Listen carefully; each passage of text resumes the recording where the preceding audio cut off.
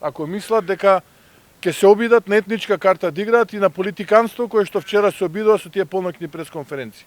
Од дома зушти ќе ги вадим.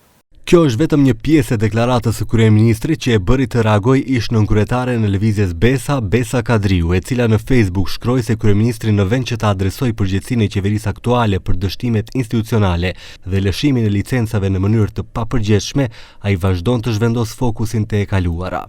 Gjuha publike e përdorur nga kryeministri është në nivel të ulët me një ton të qartë nacionalist në sfond.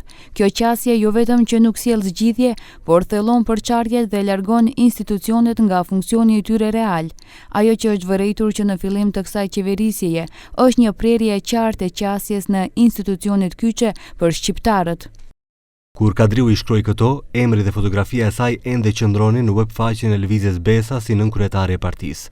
Por pasi mediat u referuan asaj si nënkryetare, lëvizja Besa e fshiu nga faqja e webit dhe doli me komunikat ku sqaroi se Besa Kadriu nuk është nënkryetare e partisë dhe në shkrimet e saj të fundit nuk i shfaq qëndrimet partijake, por qëndrimet e saj personale.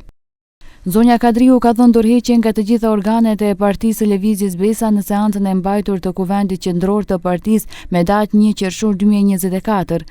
Ndryshe, lëvizja Besa mbështet fuqishëm çdo përpjekje të organeve të shtetit për të zbardhur çdo detaj lidhur me ngjarjen tragjike në Koçan dhe në veçanti inkurajon organet e drejtësisë që të jenë sa më efikas në punën e tyre.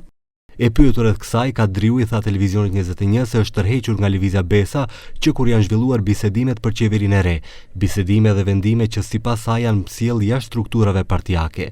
Sa i përket qëndrimit të saj ndaj Mickoskit, Besa Kadriu përsëriti se Mickoski duhet fillimisht të marrë përgjegjësi, pastaj të kërkohet përgjegjësi edhe nga ish pushteti ekzekutiv.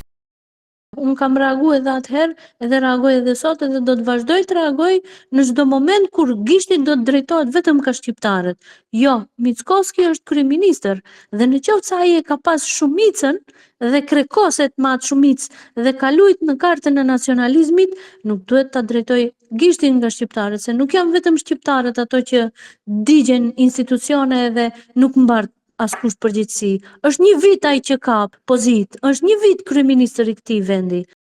Përndryshe, Besa Kadriu vazhdon të jetë këshilltare në komunën e Tetovës nga radha e televizjes Besa, post nga i cili nuk ka dhënë dorëheqje pasi siç thotë, është besim që e ka marrë nga qytetarët.